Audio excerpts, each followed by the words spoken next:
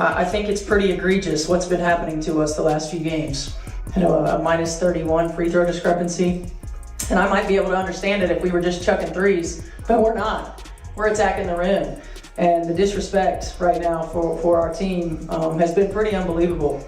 So it's disappointing. The showdown between the Indiana Fever and the Las Vegas Aces hasn't felt like a normal playoff series. It's looked more like a robbery broadcast for the entire world to see. Indiana shocked everyone by walking into Vegas and stealing Game 1. But after that, the story flipped. The Aces didn't just answer with skill or strategy, they had the referees on their side. The whistles were so one-sided it barely resembled fair basketball. Fever head coach Stephanie White refused to bite her tongue. In one of the rawest, most emotional press conferences of her career, she called out the league directly, demanding a full-scale investigation into the broken state of WNBA officiating. The fans at Gainbridge saw the imbalance, social media saw it, and the box score left no doubt. These weren't hard-fought Aces victories, they were handouts. And that's the real shame. Those phantom calls buried the true story. Indiana's grit, toughness, and relentless fight every single night. What do you think? Will the WNBA actually step up and fix this? Or will the corruption just continue? Drop your thoughts in the comments. Disappointing, you know, that it doesn't go both ways, or it hasn't gone both ways. But we also can't allow that to consume us, right? Like, we've got to be able to play through that. We've got to be able to control the things that we can control. Let's get one thing straight. This isn't the first time Indiana's had to battle more than just the team in front of them. From the opening tip, it was clear they were up against two opponents, the Aces and the officials. Game 1 set the tone. Whenever Las Vegas struggled to find rhythm on offense, the free throw line became their lifeline. And somehow, Indiana's tough, clean defense kept turning into foul calls whenever the refs felt like it. The Aces could muscle, shove, and throw elbows without consequence, while the Fever got whistled for barely making contact. The imbalance wasn't hidden, it was glaring, shouting at anyone who was actually watching. Seth, why don't you think you were able to find any flow, and when that was the case, what are you trying to do to jumpstart things, maybe on the defense? Well, it's hard for us to find flow when there's a foul call every 10 seconds. I mean, it just really is. You know, and when they're at the free throw line, we can't get up and down the floor. And that's a challenge. They were much more aggressive and physical defensively, and you know, we didn't counter that with our off-ball actions or with our back cuts. So they took us out of our comfort zone. I mean, offense is about rhythm, it's about timing, it's about spacing. We allowed them to do that, and they kept us from doing it. By the time Game 2 rolled around, the pattern was impossible to ignore. The whistles weren't just part of the game, they were controlling it, yanking Indiana out of rhythm time after time. Come Game 3, that favoritism had turned into a brick wall the Fever simply couldn't break through, and one moment captured it perfectly. Midway through the third quarter, Aaliyah Boston, Indiana's backbone, was hit with a questionable foul while guarding Jackie Young. Head coach Stephanie White immediately signaled for a review. The bench was set, the crowd waited, ready for justice. But the officials, they acted like the request didn't even exist. Play went on, and just seconds later, Chelsea Gray drilled a three, swinging the entire momentum. A'ja Wilson is 1 for 12 as a foul is called on Boston, and that will be number 2 on Aaliyah Boston. You saw Indiana picking up full court pressure defensively, and if you're Aaliyah Boston, that's the one spot on the floor you do not want to get a foul call.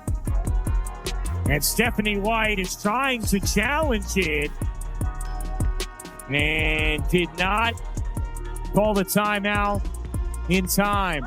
Gray in the corner. Indiana had worked for that lead. They earned it with grit and execution, only to have it stripped away, not by the Aces' play, but by a call the officials refused to even review. Inside Gainbridge Fieldhouse, the reaction was instant. Shock turned into outrage as the crowd rained down boos. Within minutes, clips of the sequence were circulating online, sparking debate everywhere. Fans and analysts didn't just see one blown call, they saw a bigger picture. The replays exposed a pattern, flops, elbows, and cheap shots from Las Vegas that somehow remained invisible whenever the refs had the whistle. 2-minute recap from last night. So A'ja Wilson pushes Howard in the back. Howard pushes her in the back. It's a foul on Howard. Look at this. Aaliyah Boston gets totally fouled by Nalissa Smith. Like, it's obvious, but no call.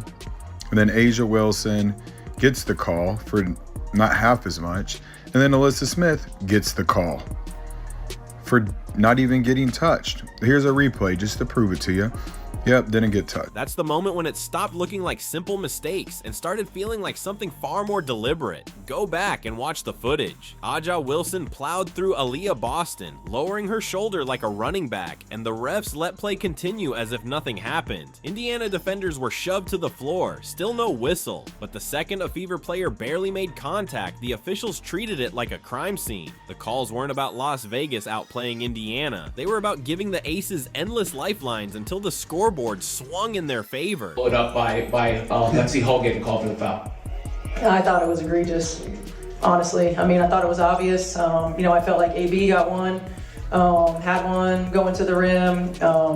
They're in rotation, and then Lexi's, I felt like equally. We talk about coming into the path, and it was an offensive player veering into the defensive player's path. This is where Indiana showed who they really are. Most teams would have cracked under that kind of pressure. They would have sulked, complained about the officiating, and let the moment slip away, but not the Fever. And leading that charge of defiance? Lexi Hull. Think about it. How often does a player who wasn't even expected to be out there nearly change the course of an entire playoff game? That's exactly what Hull pulled off. After suffering a painful back injury in Game 1, she was listed as questionable night after night. Her warm-ups looked shaky, her movements uncertain, and it seemed like she'd only see a few token minutes. But instead of fading into the background, Hull turned those moments into a powerful display of resilience. A performance fans will be remembering long after this series is over. Lexi, you have drawn the most offensive foul in NW this year, including the playoff. How are you able to do that? I'm just trying to defend as hard as I can, and there's only certain screens you're allowed to set, so just trying to trail them, and that's all I can really say. 16 points, 10 boards, 4 assists, 2 blocks, a steal, and she did it all while shooting 6 for 10 from the field, bearing 3 clutch triples. Every one of those shots felt like a lifeline, breathing new energy into Indiana whenever Vegas tried to seize control. But those threes weren't just stats on a page. They tied her with a Fever playoff record over a 2-game stretch, 8 in total, something nobody imagined from a player gutting it out through back pain. And in the middle of all the chaos, she delivered a career playoff high of 16 points, proving her toughness on the biggest stage. Boston has the mismatch on Lloyd. Help comes. Kick out. Hull will fire. And hit from 3. Last 2 positions inside from Indiana. Smith tied up by Hull. And a jump ball between Smith and Hull. What made her night unforgettable wasn't just the box score. It was how she earned every single number. Every trip down the floor felt like a battle. Loose balls became collisions. Rebounds turned into wrestling matches. And through it all, Lexi Hull never flinched. The cameras caught her wincing in pain more than once, but that didn't stop her from fighting for position against bigger, healthier opponents. She hit the deck for loose balls, threw her body into rebounds, and still had the poise to step outside and drill threes when Indiana needed them most. Her plays weren't just adding points, they were pumping life back into the Fever every time the officiating tried to drain it away. It's on the left side of the floor, just a clear out, letting Jackie Young go to work. Jackie Young with 17 points. Boston to the corner, Hull, catch, fire, and hit. Correct call. Evans dishes. Ray whips a pass inside. What a denial from Lexi Hull. The Hull able to save the play. 12-point game, a little under 2.5 to go. Hull hits Indiana's first field goal. That's why the fans gravitated toward her. The Gainbridge crowd knew exactly what they were seeing, a fighter pushing through pain because her team had no choice but to lean on her. Every rebound she secured, every shot she buried, pulled the arena right back into the game. Even when the whistles tried to kill the momentum, Lexi Hull's effort kept Indiana's heartbeat alive. She became the pulse of their resistance. Back to Hull, wide open 3 is good. The floor that she wants, doesn't it? It does. Mitchell, cut it. Here's Mitchell. Mitchell, one more. You bet. And that's exactly why the night cut so deep, because while Lexi Hull was out there delivering the playoff game of her life, the conversation wasn't about her. It wasn't about the 16 points she poured in, or the 10 rebounds she fought through pain to grab. Instead, all anyone could talk about was the officiating. The courage that should have been celebrated was buried under controversy, and in a way, that became the perfect symbol for Indiana itself. Underdogs overlooked, pushed to the side, yet still refusing to bow down. Put it in perspective. On one side, Hull was dragging her body through pain just to keep her teammates alive in the fight. On the other, you had Aja Wilson, touted as the league's MVP, disappearing when the game demanded more, rescued only by whistles Indiana never got. That contrast said everything. One team clawing for every inch through sacrifice, the other carried by officials who seem more invested in guarding the Aces' reputation than letting the Fever's fight be seen. Offensive foul, practically a football check, and the Aces score. So now the Aces cut it to 2, and then Asia Wilson sets an illegal screen, and they tied things up. And then Lexi Hull gets called for a foul for doing nothing when they just had 2 illegal screens they didn't call. All right, so this is fair. Same thing happens on the other side, but they don't call a foul for Kelsey Mitchell. So Leah Boston gets called for this foul for getting her arm grabbed, but Stephanie White can't challenge. They won't let her. That's the second time this game they didn't let her have her challenge. And then Asia Wilson starts acting like a big baby. Picture this. The league's most decorated star, the reigning MVP, going nearly 3 full quarters without a single basket. That was Aja Wilson in Game 3. She opened the night with a confident 3 that looked like the start of a takeover. Instead, it ended up being her only highlight of the first half. By halftime, she was 1 for 11 from the floor, a stat line that would be brutal for a rookie on a short-term contract, let alone the face of the league. By the final buzzer, Wilson limped her way to 6 makes on 20 attempts, finishing with just 13 points on 20 shots. To call that underwhelming would be generous. It was flat out unacceptable for someone with her reputation. And the truth is, she didn't impose her will. She didn't dominate the paint or set the tone physically. Instead, she drifted outside, forcing tough fadeaways and contested mid-range looks, clearly shaken by Aaliyah Boston's relentless defense. And then here we go. She gets a foul call with a 3-point game for, I don't know why they called that foul, but it's the 3rd quarter and they want them to win. So here we go. Ace is up by 3. They call another foul for Asia Wilson that isn't a foul. All right, so then they call another foul on the Fever that isn't a foul. And then to end the game after it's out of control, because the Fever had a 6-point lead, but they kept calling fouls, another foul for Asia Wilson that's not a foul. Ball don't lie, Asia. You missed 11 shots in a row during this game.